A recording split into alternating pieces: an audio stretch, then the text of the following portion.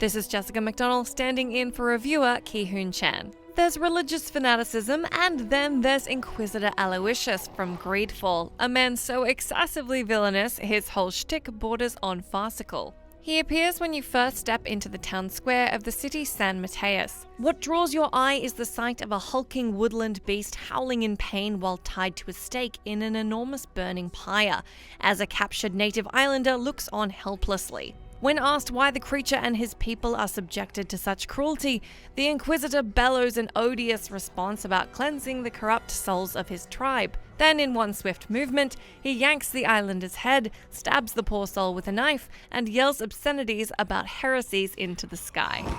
Renounce your gods!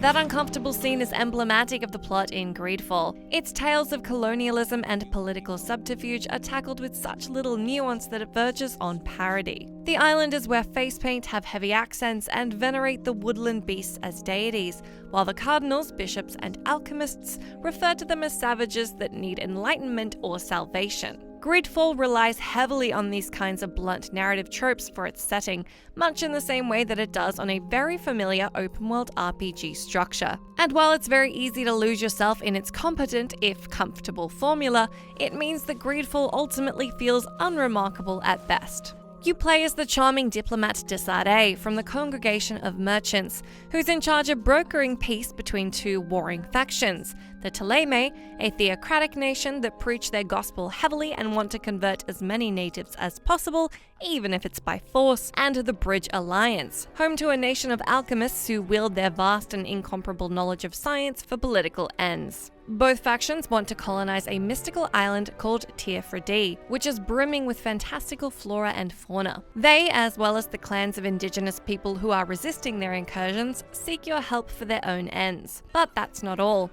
You also have something you want from the island: the cure for the Malachor, a mysterious plague devastating your home. Beyond a vague sense of awareness about its oppressive legacy, Greedfall's heavy-handed themes never make way for anything more nuanced or interesting. Sure, it highlights the exploitative behaviors of the Thélème and Bridge Alliance factions, but their actions are so mustache-twirling malicious that they become mere caricatures of evildoers. Even your companions and other characters are cookie-cutter emblems of their group.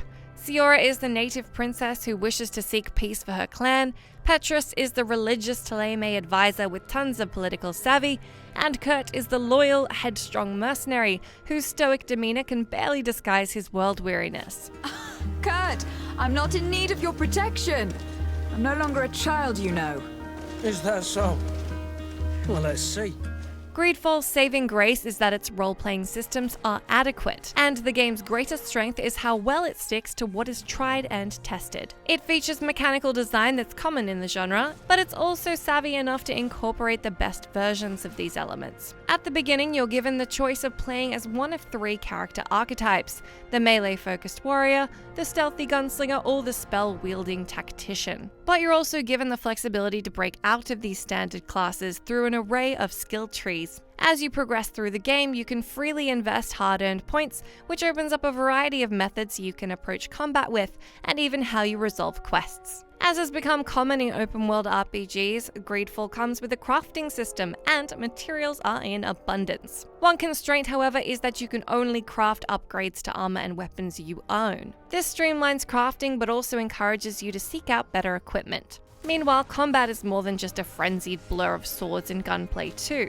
You can make tactical pauses to examine your enemies closely, change your target, consider your combat options, or silently contemplate how stunning your swashbuckling buccaneer looks in the heat of the action. Greedfall suffers from some bugs, primitive systems, and even glaring spelling errors, however. In everyone's eyes, this island has great promise, and Hikmet is the city that allows us to make good on that promise.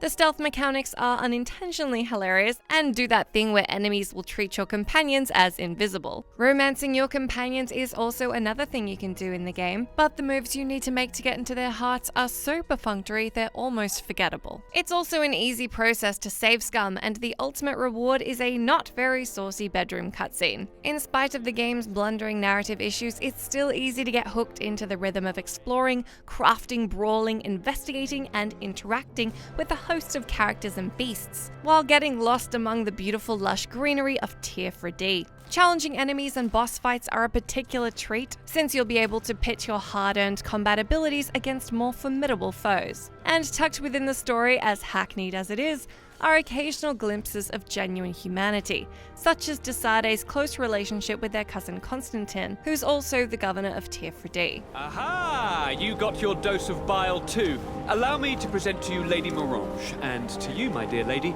my most trusted cousin.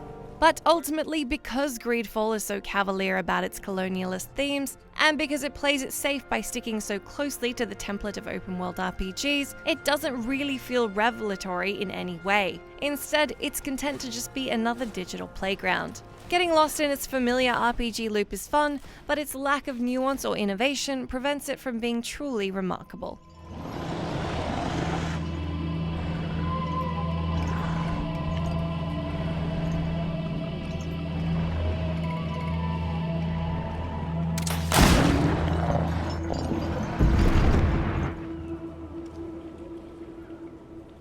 Greenblood, how do you fare? Fine, fine. It is dead. Are you wounded? I'm well.